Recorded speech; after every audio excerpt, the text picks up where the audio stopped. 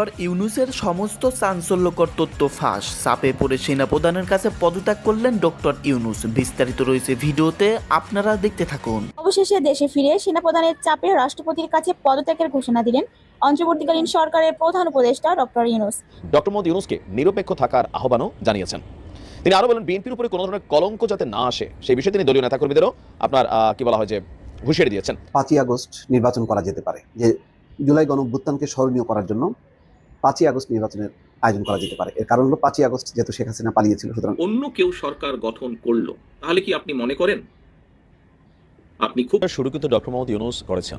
তিনি বলছিলেন যে তরুণদের হাতেই একটা নতুন বাংলাদেশের স্বপ্ন দেখা যাচ্ছে, বা আগামী দিনের বাংলাদেশে তরুণরা নেতৃত্ব দেবে। ইভেন তিনি বলছিলেন যে এই ছাত্ররাই হচ্ছে তার নিয়োগকর্তা। তারপর এই টোটাল জুলাই আগস্টের যে ঘটনা, সেখানে রাজনৈতিক দলগুলোর ভূমিকাকে খুব বেশি স্বীকারোক্তি না দিয়ে আমরা দেখলাম যে বিশ্বমণ্ডলে গিয়ে উপদেষ্টা মাহফুজকে এই টোটাল ঘটনার একজন মাস্টার মাইন্ড হিসেবে পরিচয় করে দিয়েছেন। তো এরকম নানান কাজে ডক্টর মোহাম্মদ ইউনূস যখন তরুণদেরকে উৎসাহ দিচ্ছেন, ইভেন সংবিধানে একটা বড় ধরনের পরিবর্তন আসতে যাচ্ছে, সেটা হচ্ছে যে যাদের বয়স 21 বছর তারা চাইলেই সংসদ সদস্য হতে পারবে। এই যে হুট করে 25 থেকে 21-এ আনার যে ইস্যুটা, আমরা বরাবরই বলছিলাম এখানে ছাত্রদেরকে যেন সংসদে ঢোকার সুযোগ হতে পারে বা সুযোগ করে দেওয়া যায়। এটা শুধুমাত্র যে বৈষম্যবিরোধী ছাত্র আন্দোলনের ছাত্র তারা না, যে কোনো প্রান্ত থেকে বাংলাদেশের যে কোনো ব্যক্তি তিনি এমপি পদে লড়ার জন্য মানে সুযোগ পাবেন।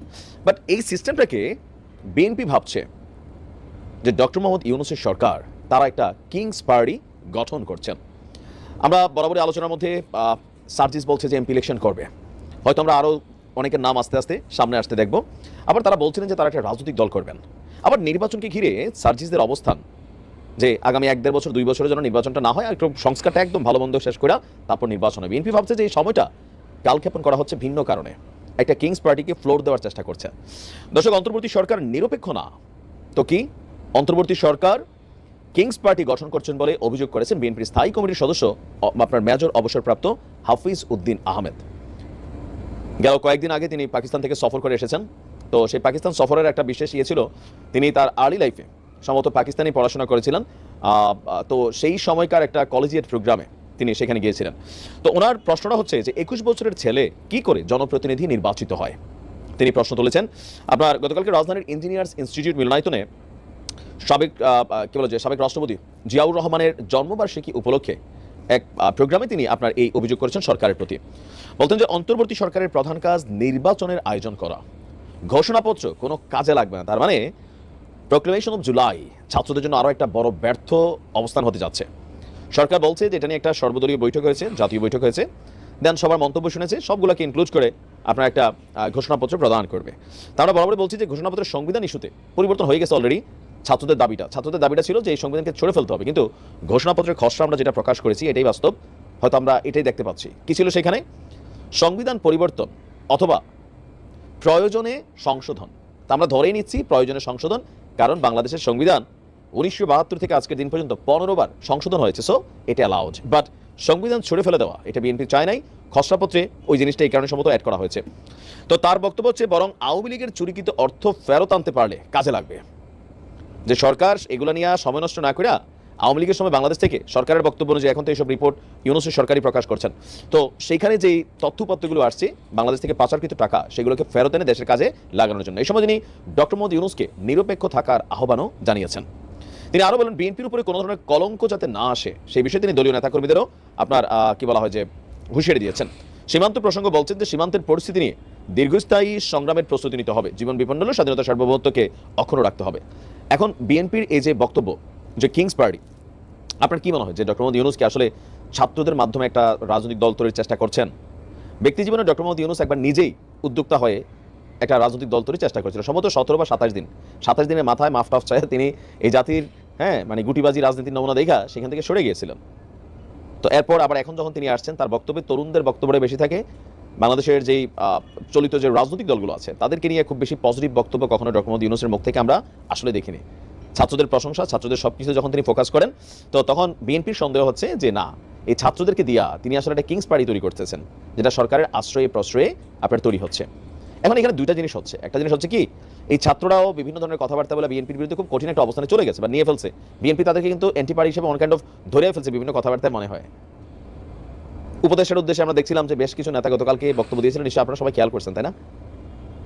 তো কি মনে হয় যে কিংস পার্টি গঠন করলে এই দেশে টিকবে, বা কিংস পার্টিকে আসলে রাজনীতিতে বড় কোনো টার্নিং পয়েন্ট হিসেবে কাজ করে যাবে? 5ই আগস্ট নির্বাচন করা যেতে পারে।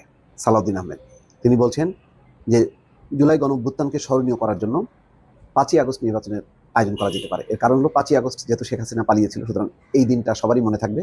ওই দিনটা একটা জাতীয় নির্বাচন করে এক ধরনের প্রতিশোধ নেওয়া, যে জালিয়াতির নির্বাচন করে শেখ হাসিনা টিকেছিল 15 বছর, তার বিপরীতে 5ই আগস্ট যদি একটি চমৎকার নির্বাচন করা যায় তাহলে সেটাই হবে একটা রাজনৈতিক প্রতিশোধ। সেই কথাটাই সালাউদ্দিন আহমেদ তার বক্তব্যে উল্লেখ করেছেন।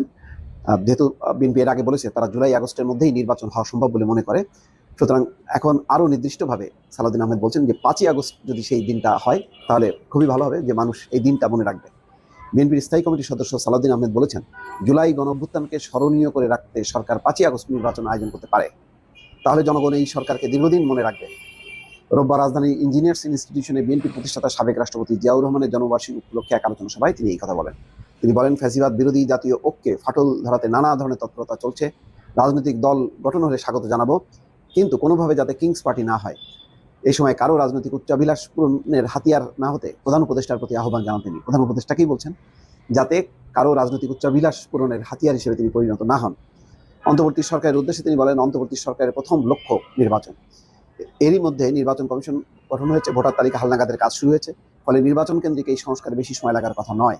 এই সময় সংস্কার খেলা নয়, অগ্রাধিকারের ভিত্তিতে সংস্কার করার আহ্বান জানান তিনি। একটা চমৎকার বক্তব্য রেখেছেন, এবং সবচেয়ে যেটা আকর্ষণীয় ব্যাপার হচ্ছে 5ই আগস্ট। 5ই আগস্ট যদি নির্বাচনটা হয়, শেখ হাসিনা পালানো দিন, যে বছর তিনি পালালেন তার পরের বছর একটা নির্বাচন হলো। এটা চমৎকার, আমার আইডিয়াটা বেশ পছন্দ হয়েছে। আমি জানি না দর্শক সালাউদ্দিন আহমেদ এটা দলের নাকি তার ব্যক্তিগত অভিমত, সম্ভবত তার ব্যক্তিগত অভিমত। তিনি হয়তো 5ই আগস্ট একটা প্রতীকী দিন, সবার মনে রাখার দিন, সেই দিনটাকে স্মরণীয় করার জন্য জাতীয় নির্বাচনের মধ্য দিয়ে তিনি এটি বললেও এর একটি রাজনৈতিক তাৎপর্য আছে।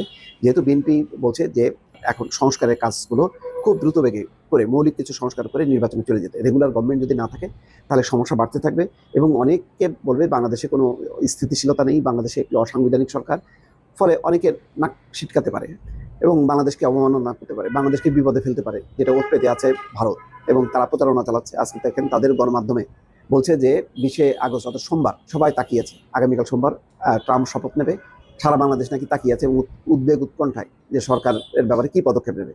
এবং মার্শা বার্নিকাটকে নাকি সরানো হয়েছে, বাংলাদেশ বিষয়ক যে নীতি, সেই নীতির তিনি অন্যতম একজন কারিগর, সেই হিসেবে তাকে সরিয়ে দিয়ে একটা অন্তর্বর্তী সরকারকে একটা মেসেজ দিল আগেই ট্রাম্প প্রেসিডেন্ট হওয়ার পরে। আর প্রেসিডেন্ট হওয়ার পরে কি হবে বাংলাদেশের অবস্থা, সেটা ব্যাপকভাবে যখন প্রচার চালাচ্ছে ভারতীয় সেনাপ্রধান, যেখানে বলছেন যে তারা একটা রেগুলার গভর্নমেন্টের সাথে সম্পর্ক করবে এবং পরিস্থিতি তখন ভালো হবে। এই অবস্থায় অন্তর্বর্তী সরকারও উপলব্ধি করা দরকার যে তার নির্বাচনটা দ্রুত করা দরকার। সেই প্রেক্ষাপটেই সম্ভবত সালাউদ্দিন আহমেদ বলছেন যে সেইটা যখন হবেই এই বছর নির্বাচন, তাহলে সেই তারিখটা যদি 5ই আগস্ট হয় তাহলে সেটার জন্য সবার একটা স্মরণীয় দিন থাকবে, শেখ হাসিনার পালানোর দিন আর হলো বাংলাদেশের একটি নতুন নির্বাচনের দিন। অন্য কেউ সরকার গঠন করলো, তাহলে কি আপনি মনে করেন আপনি খুব ভালো থাকতে পারবেন? আপনি বলতে আমি বাংলাদেশে যদি 1 কোটি বিএনপির নেতাকর্মী থাকে, সবকিছু মিলিয়ে আমি 1 কোটি মানুষকেই বলছি, আপনারা কি ভালো থাকতে পারবেন? মেজর হাফিজ সাহেব ওনার বক্তব্যে একটি কথা বলেছেন। উনি দুদিন আগে যখন এলাকায় গিয়েছেন, উনি কিছু মানুষকে দেখেছেন ওনার সামনে, উনি খুব অবাক হয়েছেন। প্রিয় সহকর্মীবৃন্দ, এইরকম মানুষগুলো 5 তারিখের পর থেকে আস্তে আস্তে ভিড় করা শুরু করেছে। এরকম এখানে আরেকজন বক্তা বলেছেন যে এই ঘরে যারা উপস্থিত আছেন, খুব সম্ভব মঈন খান সাহেব বলেছেন ওনার বক্তব্যে, যে এই ঘরে যারা আপনারা উপস্থিত আছেন, আমাদের দেশনেত্রী থেকে শুরু করে আমাদের গ্রামের প্রতি শেষ কর্মীটি পর্যন্ত, প্রত্যেকটি মানুষ বিগত 15 বছরে 16 বছরে, আমরা 111 থেকে ধরলে আরো লম্বা সময়, আরো 2 বছর সময়, কিভাবে আপনারা অত্যাচারিত হয়েছেন, নির্যাতিত হয়েছেন। বাংলাদেশের পত্র পত্রিকাগুলো, যেই পত্র পত্রিকাগুলো সহজে আমরা বলতাম, কথার ছলে আমরা বলতাম বিএনপির ভালো নিউজ করে না, সেই পত্র পত্রিকাগুলো লিখেছে তারা যে কিভাবে আমাদের নেতাকর্মীরা হাতকড়া পরা অবস্থায় জেলের ভিতরে মারা গিয়েছে, কিভাবে আমাদের নেতাকর্মীরা হাতকড়া পরা অবস্থায় হাসপাতালের বারান্দায় শুয়ে আছে। প্রিয় সহকর্মীবৃন্দ, এই ঘটনাগুলো, এই দৃশ্যগুলো নিশ্চয়ই আপনারা ভুলে যাননি। আপনারা যদি ভুলে না গিয়ে থাকেন প্রিয় সহকর্মীবৃন্দ, তাহলে আপনাদের প্রত্যেকের মনে আজকে একটি প্রশ্ন বা জিজ্ঞাসা আসা উচিত যে কেন আমরা ওই যে হাফিজ সাহেবের যাদেরকে দেখেছেন, কেন এই মানুষগুলোকে আমরা আমাদের আশেপাশে ভিড় করতে দেব? কারণ শহীদ রাষ্ট্রপতি জিয়া রহমানের প্রতি এখনো যে মানুষের ভালোবাসা শ্রদ্ধা আছে, সেটিকে ধরে রাখার দায়িত্ব আমাদের। ওনার যেই পরিকল্পনা, যেই আশা, যেই আকাঙ্ক্ষা নিয়ে আমরা আলোচনা করেছি, ওনার যেই সফলতাগুলো নিয়ে আমরা আলোচনা করেছি, যা দেশ এবং দেশের মানুষকে উপকৃত করেছে, সেগুলোকে যদি আমাদের কন্টিনিউ করতে হয়, তাহলে অবশ্যই আমাদেরকে যেমন সতর্ক হতে হবে, আমাদের প্রত্যেকটি নেতাকর্মীদেরকে যেরকম সতর্ক হতে হবে, সচেতন হতে হবে, একসাথে একইভাবে যেটি মহাসচিব সাহেব ওনার বক্তব্যে বলেছেন যে মানুষের পাশে গিয়ে দাঁড়াতে হবে। বাংলাদেশ জাতীয়তাবাদী দলের নেতাকর্মীরা যারা অত্যাচার নির্যাতন সহ্য করেছে, এই যে 60 লক্ষ মানুষ বা তারও বেশি সংখ্যক মানুষ, আমরা কি ওই মোটরসাইকেল বহরের যারা, তাদেরকে সুবিধা দেওয়ার জন্য এই অত্যাচার নির্যাতন সহ্য করেছি? অবশ্যই নয়, অবশ্যই নয়। সহকর্মীবৃন্দ, মানুষ হিসাবে আমরা বিভ্রান্ত হয়তো হতেই পারি, কিন্তু যে পরিস্থিতির ভিতর দিয়ে আজকে এই মুহূর্তে আমরা যেখানে এসে দাঁড়িয়েছি, সহকর্মীবৃন্দ, আমি বিনীত হাতে আপনাদের কাছে করজোরে অনুরোধ করব, এই ঘর বা এই ঘরের বাইরে নয়, সমগ্র বাংলাদেশে শহীদ রাষ্ট্রপতি জিয়া রহমান এবং দেশনেত্রী বেগম খালেদা জিয়ার যত সৈনিক, যত কর্মী আছেন, আপনাদের কাছে বিনীতভাবে অনুরোধ করব, দয়া করে আপনারা ওই মোটরসাইকেল আলাদেরকে ভিড় করতে দেবেন না। দয়া করে আপনারা নিজেদের প্রত্যেককে, দয়া করে আপনারা শহীদ রাষ্ট্রপতি জিয়া রহমানের জানাজার চিত্রটা মনে করবেন এবং দয়া করে আপনারা বিভ্রান্ত হয়ে বিভ্রান্তিকর কোনো কাজ করা থেকে বিরত থাকেন। সহকর্মীবৃন্দ, কথা প্রসঙ্গে সবাই বলে যে একটি নিরপেক্ষ নির্বাচন হলে, বিভিন্ন আলোচক বৃন্দ বলেন যারা বিএনপি করেন না, আপনারা বিভিন্ন টক শো দেখেন, আমিও দেখি, বরং হয়তো চেষ্টা করি একটু বেশি দেখতে, যেহেতু দেশ থেকে দূরে আছে। অনেকেই বলেন যে একটি দেশে স্বাভাবিক সুষ্ঠু নিরপেক্ষ নির্বাচন হলে বাংলাদেশ জাতীয়তাবাদী দলের সর্বোচ্চ সম্ভাবনা আছে সরকার গঠন করার। সহকর্মীবৃন্দ, আমি আপনাদের কাছে একটি প্রশ্ন রাখতে চাই। সেই মোটরসাইকেল আলাদের তাদের নিজ স্বার্থ উদ্ধারের জন্য বা আমাদের কিছু নেতাকর্মী বিভ্রান্ত হয়ে যদি এমন পরিস্থিতির উদ্ভব হয় যেখানে অন্য কেউ সরকার গঠন করলো, তাহলে কি আপনি মনে করেন আপনি খুব ভালো থাকতে পারবেন? আপনি বলতে আমি বাংলাদেশে যদি 1 কোটি বিএনপির নেতাকর্মী থাকে, সবকিছু মিলিয়ে আমি 1 কোটি মানুষকেই বলছি, আপনারা কি